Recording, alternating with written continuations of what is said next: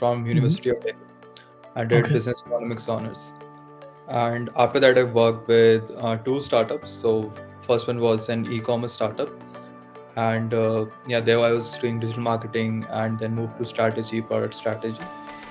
And currently I'm with a fintech startup which talks about the mindset that you need to have while preparing for GMAT. Right. And she says something like, this exam is going to make or break your career, like Right. depending on what you score here. It was more of, okay, I'll do the best I can Yeah. and we'll see. Hi, Kshitij. Good evening. How are you doing? All good. How are you? I'm Been good, a while. Kshitij. Yeah. Yes, it's been a while. We've been in touch on and off with regards to the process post your GMAT, but it Right. feels great to be in this meeting room with you, to see you. Same here. Right. Yeah. So Kshitij, is it pretty cold there in Delhi right now? Yeah, it's quite cold. We're getting compared to Antarctica right now by times of India. So it's pretty cold. Okay. All right. All right. All right. So let us not beat around the bush. Let's Mhm. come to the point. 7:30. How does it feel? It feels really good, like top of the world. So yeah, like I mean, it wasn't like I was of course targeting for this score, but it's still like for a while seemed out of reach.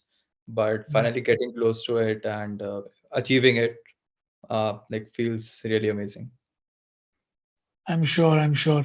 What amazes me about this final score of yours is that vast improvement that Hmm. you could accomplish in the verbal section, starting from a V27, ending up at a V41. I'm sure that was quite a journey. But before we get into that journey, just help us a little with your background, right? What do you do, and what's your profession, and what did you study, your academic background and stuff like that. Sure, I graduated in 2019 from Hmm. University of Delhi. I did Okay. business economics honors.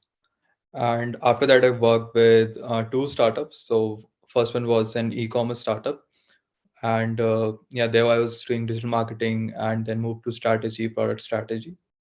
And currently, I'm with a fintech startup that's based in Bangalore, and it's a investor spend platform. Okay. And yeah, that's another like an early stage startup, and that's there I'm working as a product manager.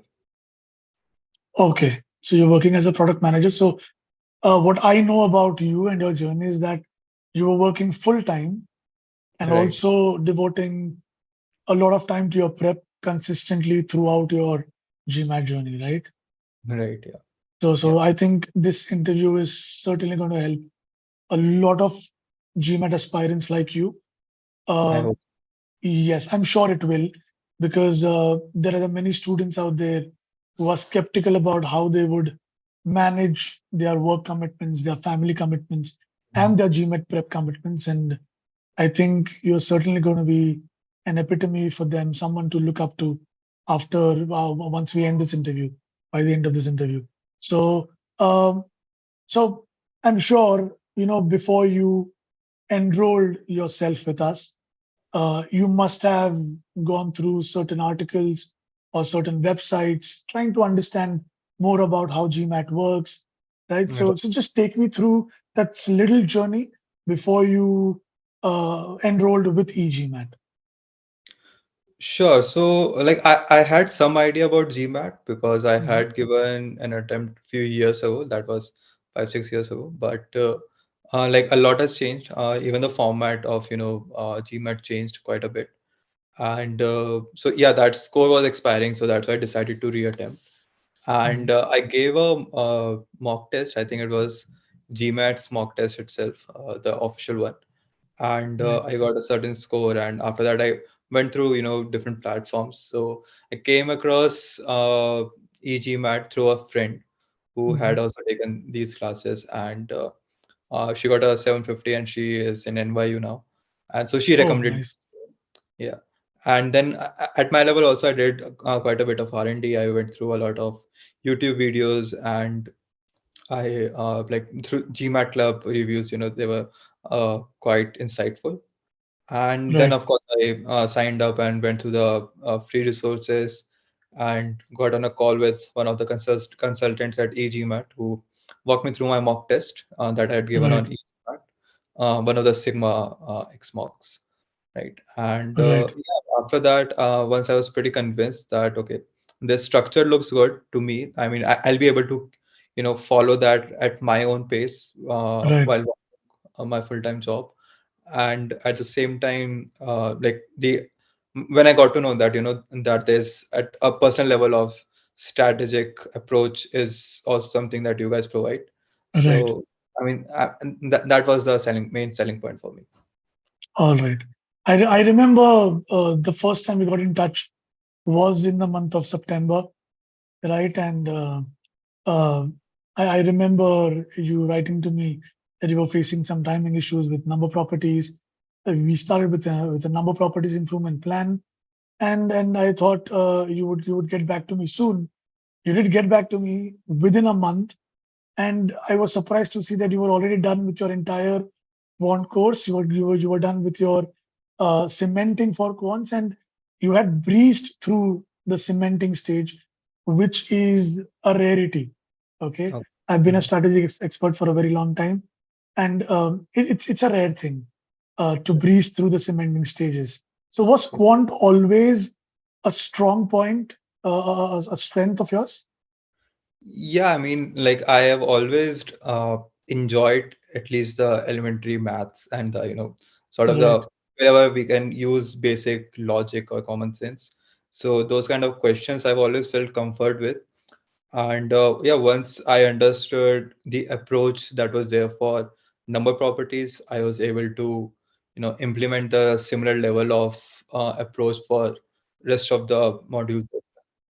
right, Besides that, the Pace AI, I think, right? yeah, So yeah, that was also a huge help. Like after the diagnostics and all, so I was able right. to uh, skim through a lot of videos because I understood the topics and the feature of fast forwarding the videos at 1.5x to x. That also helped me pace through that. And then of course, models that I had clarity on where I was able to handle difficult questions. So those I Right. did not spend too much time on. Right. Because the quant course is an extensive one. Okay, Right. it's an approximately around 140 hours of stage one that is Mhm. going through the course, and another 20 hours or so is a cementing stage, right? Okay. And when I was going through your account also, I saw that you had saved around good 30 to 35 hours of prep using the PACE artificial intelligence. Yeah. That actually helped you a lot, and also this talent that you have of going through videos at 1.5x speed. I'm sure that's a skill people must learn to save a lot of time. Yeah. I 1.25 think is the maximum I can go through.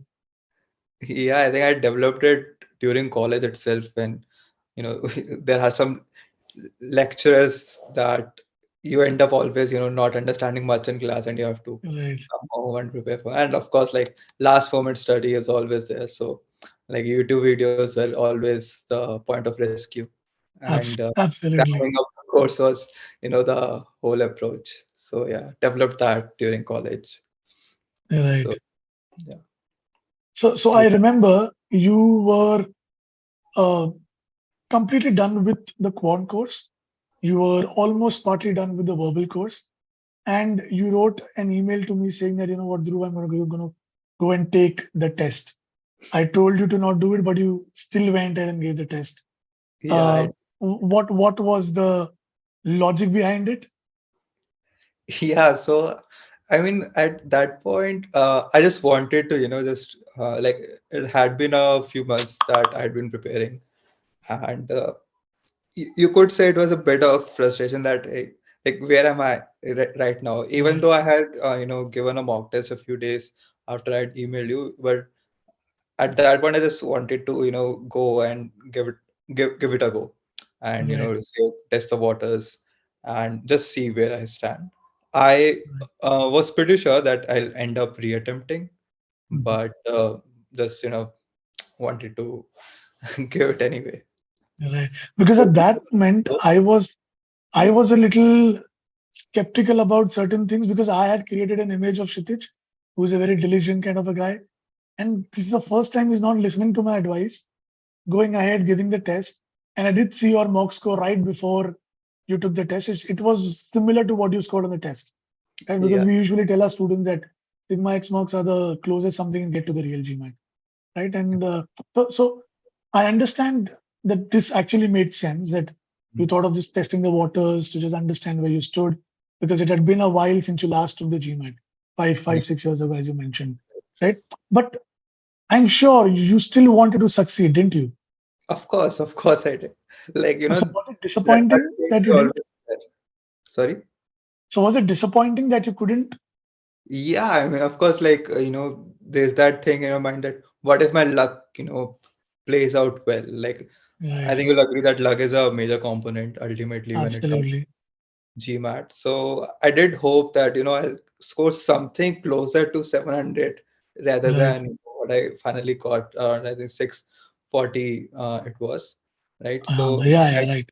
that yeah, I was hoping something closer to 700 at least, Mm, so that the next attempt, whatever I take, I don't have to, you know, get to put in too much of effort and I can just right. quickly be done with it. But yeah, at that point, I did feel a bit disappointed. And Mhm. yeah, like just remember that at that time, there was one more reason why I decided to go with it anyway. So, in November, December, a lot of weddings were coming in. So Yeah. I was sure that how much time with the job, with the weddings and everything I'll be able to put into Right, that. And I was right actually because in I think November end or December starting, like the right. schedule was so hectic. Like in the first week itself, I had 10 invitations to weddings and like no time at all to prepare for the next attempt. So yeah, that also happened. You're But quite yeah, a hustler, I think, right? You don't want to leave anything, right? You don't want to leave your job. You don't want to leave the prep. You don't want to leave the weddings. Weddings, I of course understand because you no, get I good still food ended there. up skipping a few of them. But yeah, I Okay, mean, I would rather not skip things if there's a way, to right. get it done. Yeah, That's exactly what management teaches you and expects you to do, right? right. Yeah, yeah, So I completely understand that. So uh, I'm sure if that was disappointing, it would have taken you a few days to at least just gather yourself up because to accept that you are at a 630, 640, hmm, hoping for a 700, but ending up with a 640, it does shake you a little bit, right? Because it just tells you that, Delhi is far away, as we say in hmm, Hindi, right? yeah, yeah, So, yeah. so how did you gather yourself once again? How did you motivate yourself once again? Uh, so actually, that's an interesting, thing. So at the very beginning of the course, there's this video by I think Payal ma'am, which talks about the mindset that you need to have while preparing for GMAT. Right, And she says something like, this exam is going to make or break your career. Like, right, depending on what you score here, you might get into a top college or not so, right, a prestigious college or not. So I think that having that consistent mindset throughout my preparation, or, even when there were such down times, that mhm, really helped me. right, And then, of course, second thing was talking to you and the team, where I emailed that, hey, this is the score, and you also said that no worries, now we do this, get your ESR. This is right, what the process is going to be like. This is what you need to focus on. So having a structured way, the right mindset, and right, an intrinsic motivation, sort of, because of that mindset. right, So that was, something that really helped me get to mhm, the, closer to my target score. right, And yeah, I think these things were there. And other than that, I mean, we can talk about it later maybe, but like there were some additional things also, and like having some physical exercise, meditating. So that helped me yeah, push through such down times. right, right. We'll certainly speak about this, uh, once we reach the end of the interview because I think this is also really helpful Mhm. for the other aspirants to know, because it's not just what you do on the prep, it's also what you do off the prep, right? Like Right. we say for sportsmen, it's not just what you do on the field, it's also what you do off the field that also plays a huge part in whatever Exactly. they do on the field. So Yeah. we'll certainly speak about this. Right. So I remember, apart from those 1 or 2 days when I was a little, confused about whether Kshitij is a diligent student or not. I think after that attempt, you were once again back on track. You were once again being the Kshitij I knew. Every recommended plan was followed with diligence to the T, trying to implement every possible feedback. And not just my feedback, but when I would ask you for your own analysis, there would be an in-depth analysis of the attempts that you should take, right? Mhm. So uh, coming to the most important and the most significant part of your entire journey, okay, Mhm. the improvement from a V27 to a V41. I hope you know it's massive, right? Yeah. And I'm sure it must have taken a toll on you. I'm sure it must have sucked a lot of energy and a lot of intentions out of you, right? So, Exactly. so, so just take me through what exactly did you do for each and every subsection in verbal, starting with SC. So, what exactly helped you in SC that you improved from a V27 to a V41? So, like after the first the attempt that I had taken, Right, after that I got clarity that okay, speed is definitely something that I right, need to work on. So that applied to all the sections. Then you had also shared that skip strategy with me.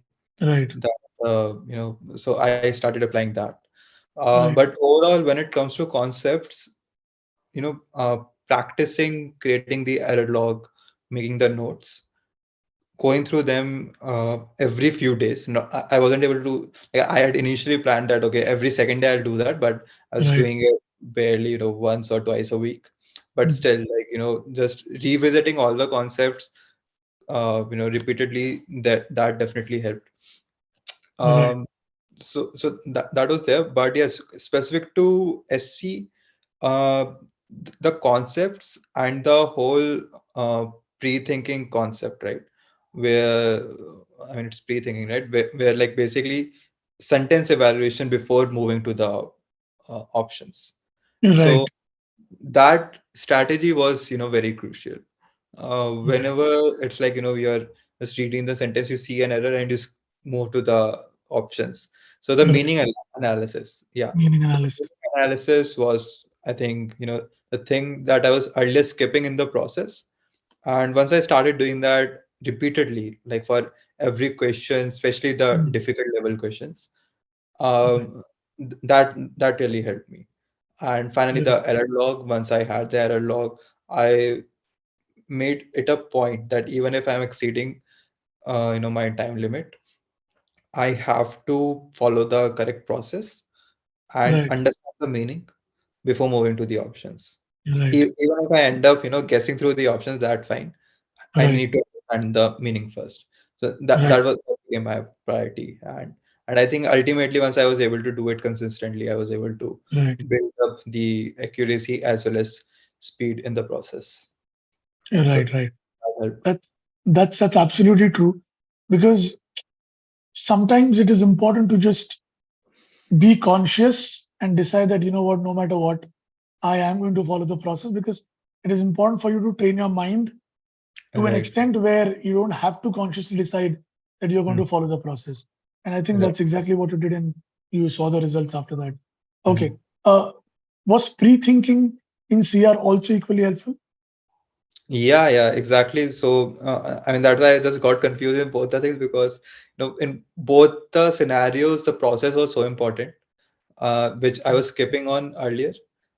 So I understood the concepts and everything, but the process was something that I had not, inculcated so much in myself Mm. that it became sort of a second nature, like Palma often Yeah, says, always says, yeah. right? So it did become a second nature to me by the, like by the time I took that attempt. Mm. And yeah, pre-thinking again did wonders for me. I tried doing it a bit for RC also, but that definitely did not. That was not the correct approach for RC. But Right. yeah, for CR, I mean, that was uh, lifesaver for me. And though for CR, I did feel that it was also my strong point when it comes to verbal. Okay. So I did receive like I think 93, 94 percentile on CR itself. Mhm. And yeah, I mean that was like a strong point. But yeah, otherwise meaning analysis was there. Sorry, pre-thinking was there.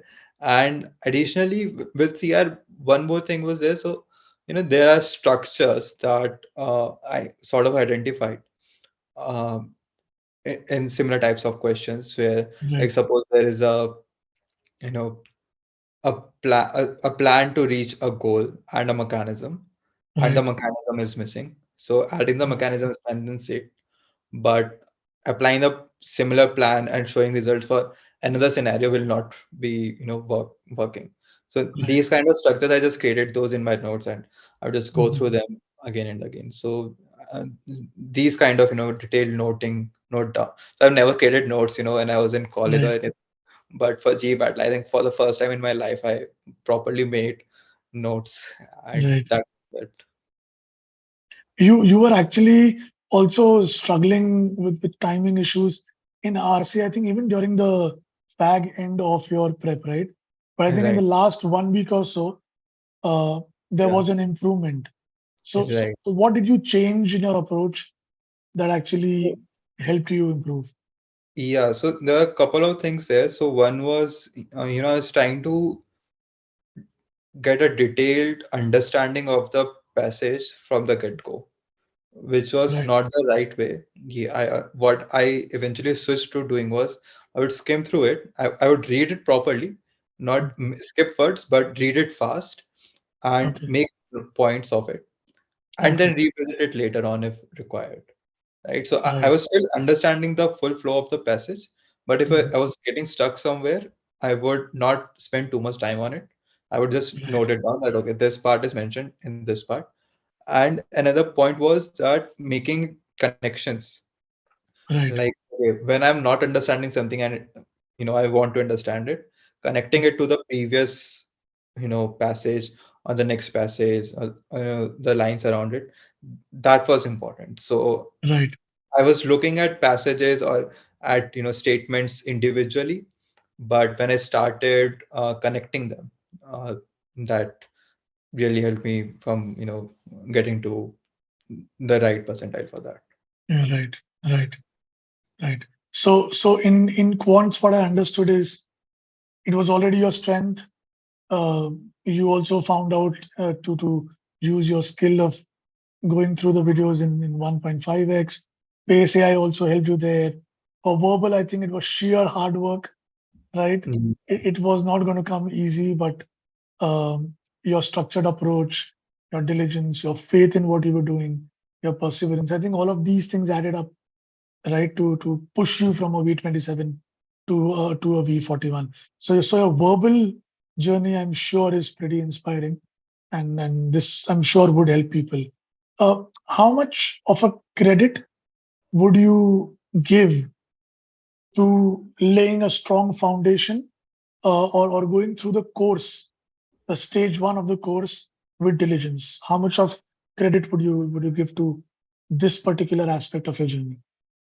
So I think a major chunk of the credit would go to that only because Right, ultimately, even when during practice, during cementing or anything, if I was not able to meet a particular target, right, then the best solution for it was not to keep practicing more or try the same questions again, but rather it right, was revisit those modules, right. just go through them again and sort of like magic, your accuracy would shoot up. I mean, not magic, of course. The reason was that at some point or the other, some things like if it's a detailed video, right? Mhm. Some things you don't remember or you forget to note down, Right. and those things pop out once you revise those. And uh, so the beauty of the course is that it's so well, so much in detail. Structured. Yeah. Yeah, so structured and so much in detail that it covers almost all the aspects or all Right. the different variations of a particular concept that one Right. might face in the questions. So yeah, I mean, huge credit goes to stage one. Absolutely. Right. And while you were going through the verbal course, so you started going through quants first, followed by verbal. Uh, Certain practices that helped you stay in touch with quants, because when you usually go ahead with a new section, you Mhm. tend to forget your concepts, or you tend to lose touch from the previous section you've already cemented your Right, abilities in. So what did you do there? Yeah, so that was actually a concern for me initially that I thought I'll forget. So what I started doing was I would, once in a week or so, I'd start revising the notes. Right. And secondly, I would attempt, like I would just, pick the topics, put in two, three questions, and attempt a quiz on OG or on Right. Scholarly. And like I wouldn't get into hard questions because, this was more of a revision point for me Right. rather than practicing. So I would do medium level questions usually so that Mm. I, remember like, okay, this is how it is, and it just doesn't go away. So, Right. I mean, that was a quick fix sort of a thing until I got done with verbal, and then I kept doing both of those practices together. Right. Right. You know what, Kshitij? Your journey did not always have its ups. There were quite a few downs. We discussed I think one down of the journey, when you went for the first attempt, you didn't score, uh, above 700 in the first go. But I'm sure there must be a lot of other phases as well, the most challenging phases of your prep journey. For some, it's in the beginning, for some, it's in the middle phase, in the mid phase. And for you, as far as I remember, was during the end of your journey. And I think if you ask me personally, I feel that's the most challenging phase. It's Yeah. really difficult to have that challenging phase in the end, because that's Right, the time when you actually need that extra boost, that extra mm, push that helps you get over the line.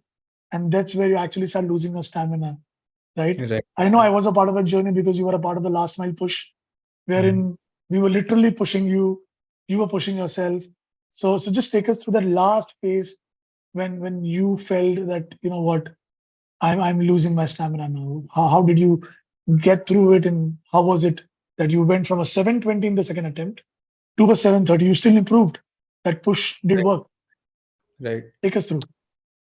Okay, so I'll first, like set the context to what happened was, so over the last few weeks when I was about to uh, do that final attempt, uh, I felt completely burned out, right? Right. After like I mean 4+ months of practice with a job, a lot of weddings, and something has also happened in the in the family, and so a lot of things were going on, and of course there was a huge major burnout, and I was like, I don't want to do this anymore. I just want to be done with it. So sort of that kind of an attitude. I also remember that you had asked me to give a mock or do some quizzes, and Right. I didn't respond to that, and few days I later you remember. asked, when is your exam? I said tomorrow. Right. So, Yeah. so yeah, I mean, I was completely burned. I knew that I did not have the stamina to Right. continue. So what I did was I just went through all the notes I had Right. on a not a daily basis, but like every 2 3 days, I would just go through all the notes, look at the error log, and I would try 10 or 15 questions of verbal and 10 or 15 questions of quant. That's it. Right. All day, barely like this would take me 1 or 2 hours to do the full revision and Right. attempt about 20 questions, and that's it. Nothing else for the last 1 week, and even like on the day right before uh, the final attempt, I did the same thing. nothing extra, no mock test or anything. Yeah, you didn't take the mock. The last mock you took was before your 720 attempt. For the 730 attempt, you didn't take a mock. I actually could make out that you were just done, Right. because So yeah, yeah. I mean, I was, I was a bit concerned that, okay, I mean, of course, like after, so many attempts and of also like, you know, there's an expense also, of course, of, yeah, the attempting and everything. And I was concerned that maybe I'm not giving my 100% by not working across this last 1 week. But I knew that, if I push myself too hard, then I may not even be able to perform or attempt in the right, final attempt. So I was like, understood, I'll keep it easy for myself.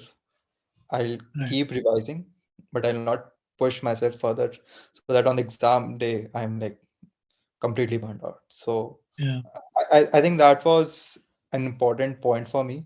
I also made sure that I was doing some physical exercise, um, right, meditating at the same time. So those things I think were really important over those last 7 to 10 days where I was feeling right. like yeah. Because even I could feel that burnout, because we were in this together. Of course, you were doing most of the things. I was just maybe outside the boundary in the dugout. You were doing everything on the field, Mhm. and I could feel that, because the last conversations, I won't say they lacked the passion or the ambition, No, but no, that they wasn't till the that end. wasn't missing. That That was was there. always there. But I think there was a kind of calmness I could sense, Mhm. wherein you just did not let the pressure get to you. You Right, didn't pressurize yourself that, what, this is the last attempt. I need to get beyond this, beyond 720, or get to a 750 or a 770, whatever it is. I could see that ease in you. The fire was still there, the passion was still there, but right. the ease which was missing in the previous attempt, of Mhm. course, because it was the first attempt after that 630, 640. So Yeah, that was understandable. After that 720, being a little secured, knowing what to do, knowing when to not push you. I think that was a very wiser decision, and I could see you being ambitious and wiser at the same time, which I think is an important ingredient right. to be successful. So kudos to you Yeah, on that. I think I'll agree to that. Like the part about being at ease, at being like I wasn't pushing myself. It wasn't like that. If I don't get this much, then what will happen to my career or something Yeah, like that. It was more of okay, I'll do the best I can, yeah, and we'll see. absolutely. Like just that much. No pressuring myself or anything. So, and I think that went a long way. Even while I was attempting the exam, if Yeah, it helped me skip also. So if there's a question, I'm like, I don't know how this is going to be done. I'll just skip. Rather yeah, than forcing myself to try and solve this and be yeah, pressured. That I need to get this right. So yeah. I think that also helped. So I that was think with you, I usually think of a lot of quotes from MS Dhoni. Okay, because he always says, focus on the process. The Mhm. results will come by. Also, he says, uh, if you're not getting the desired results with a particular process, change your approach, because you can't get different results using the same process. And, Right. and the most you can do is the process, and then you should leave the rest to whatever happens that Mhm. very day. And I think you clearly took it to your heart. I think, are you a Dhoni fan by any chance? Yeah, yeah, definitely. I think everyone in India is, right. You have to be. Yeah. So do you like usually meditate every day, or was it the last few weeks you thought you should? How is it? No, no, it's not like that. So, I mean, neither of those. Last week, yes, it was that I felt I should. But even otherwise, like, whenever I would feel that I'm getting distracted or I would feel that, I'm thinking too much. So, it happens Yeah, that even after work, you close down your laptop, but you're still yeah, wired. Or still you're wired. on Yeah, your phone and you try to sleep, but you're still wired, yeah, right? true, So, and that actually burns you out. true. So what meditation helps is, to sort of clean out and Yeah, the mess. let your mind relax. I know. So I do that sometimes, like, whenever I feel like doing it. It's not something Hmm. I do very regularly, and it's not like I do it for 30 minutes or 40 minutes. Right, It's like just a few minutes, 5, 7 minutes. I would just sit down, do some deep breathing or something, and right. that's it. So was there a set routine because you were working full time, you were prepping, you had other stuff. So can you share with those set routine things that helped you, Yeah. small things that helped you? Sure. So I initially experimented with my schedule because I Okay. was sure, what might work for me. Because, like I said, right, that after work, immediately getting to education is not possible. Yeah. And so I work with a fast-paced, early stage startup, and I really enjoy working.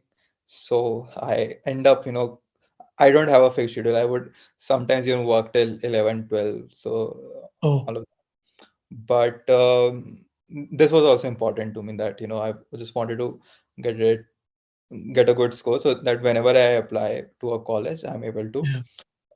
do this. And yeah, so first I tried studying in the evening itself, like after work. So Right. that of course did not work because the schedules weren't You were matched. tired. Hmm. I was tired, or like the work would extend Yeah. n number of reasons, right? So then what I did was that, okay, I would finish the work whenever possible, and then I would take a break of 1 or 2 hours, and Right.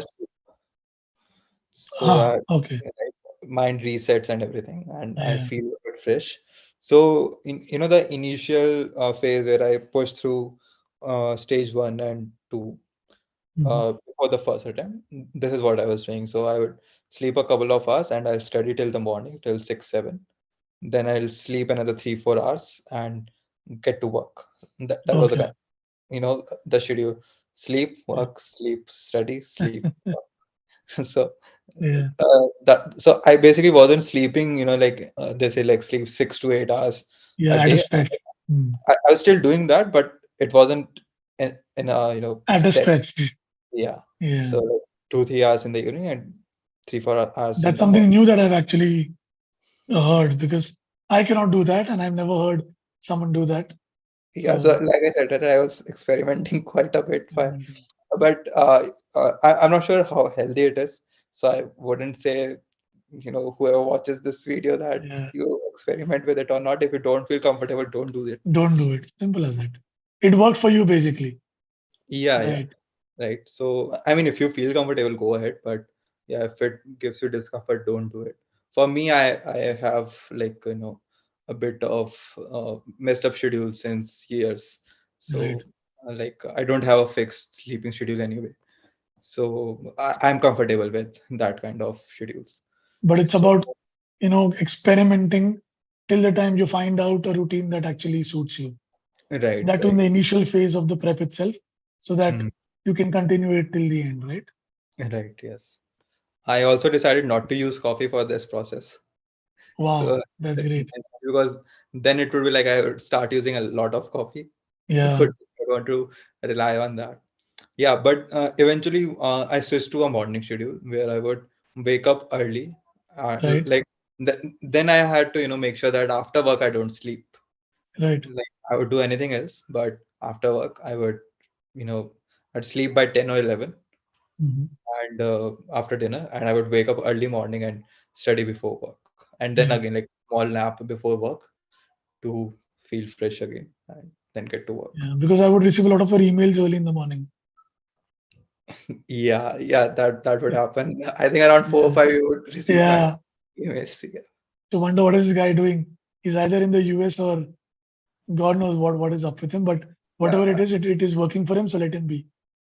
yeah. I was wondering that one day, you would bring that up. Ask you. Yeah, yeah, Yeah, yeah. Right. so Because we usually receive emails in the early morning as well. But then we mhm, assume those students to be maybe abroad where there right. is a time difference. So I Mhm. thought, fine, if it works for him, great. Why bother? I must bother if it doesn't work. Right. It's right. So Kshitij, we are nearing the end of this Okay. interview.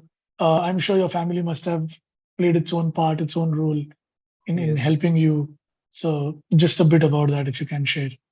Yeah, definitely. So, I mean, so like both my parents are working. My brother also, goes to office. So, and I'm the only one at home. So, there was a set process that, everyone knew that, okay, they always knew that my sleeping schedule is completely messed up, Right, but like uh, like be it related to food or anything, they were like a clear process that okay, we are going to leave by this time, you don't worry, your food will be there, and all of right. those things. So all of those things are taken care. I mean, these are very small things, Small but thing. Yeah. ultimately, like if you get bothered about it, then it messes up the mindset and you're not It doesn't able allow you to, to focus. yeah, focus Right, and get in the right zone. So that again, these small things like having the food ready, having an understanding that okay, let's not enter the trouble room him. this time to this Yeah, time, right? If right. I say I'm giving a mock, so in Indian households, locking the door is not Yeah. something I think Not a culture, not a ritual. right, right. So it's not something ideal, right? But whenever Right, I'm giving a mock test, I want, that, okay, there's no disturbance that someone is coming in or anything. So, I mean, that's another thing that they sort of understood. But otherwise, also, like, when I was burned out or anything, I mean, my dad had a very cool attitude towards it, like, don't give the exam. And my mom yeah, was like, take your time, for sure. take a break or whatever, and then get back to it. So they were very supportive and understanding.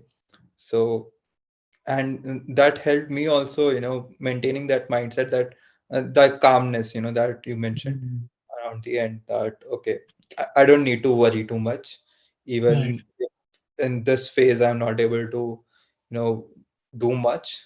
Before it, I've given it a lot, and I'll right, be able to push through. So yeah, I mean, their support and e-GMAT team support, your support, uh, got me through the last phase for sure. right. Behind every successful individual, there is a huge team, right? And led by Yeah. the family that completely understands, Mhm. uh, the needs. Make sure that you focus on your goal and forget about the rest of the things. Right. That's a pretty sweet family, to be honest. So what next now? What about the applications? What do you plan?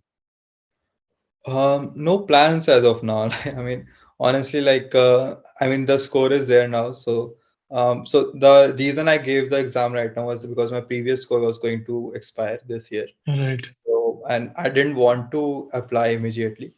So right, the idea was that, I'll give just another attempt so that I'm not concerned about that score expiring, right, and have a little longer, to consider going right, to the college, be it MBA or some other course, and even to go or not, that's another thing. But yeah, right, like, I mean, no plans as of now, but maybe a few years down right. the line, I'll start applying. Okay. Yeah. All right. And any final message to all the people, aspirants who will be watching you, listening to your story? Yeah, I mean, I would say like do what's, it's important to follow your gut, but follow the Absolutely. process. Follow the e-GMAT process, and when it comes to your health and what works for you, follow your gut and Listen to the roof. experiment it in the beginning. And once you know what works for you, just go all in. Yeah. Like, I mean, don't leave a stone unturned, or leave it to that. Okay, we'll see what happens. Don't leave it to that until you are confident that yes, you can let your fate handle a few things. Until and unless you Yeah. are in control of uh, like what your mindset is, even fate can't do much for you. So Right. I think building that confidence is important, and keeping the right mindset. Absolutely. Yeah. So thank you so much, Kshitij, for taking out time and being a part of this wonderful session. I had a great time. I hope even you did. Yes, yes, definitely. Great catching up with you finally. So, Absolutely. yeah, We'll certainly stay in touch. sure, sure, Right. So thank you so much, Kshitij, for this interview. And I'll see you soon. Right. sure. Thank Yeah. you so much. Bye. All. Bye.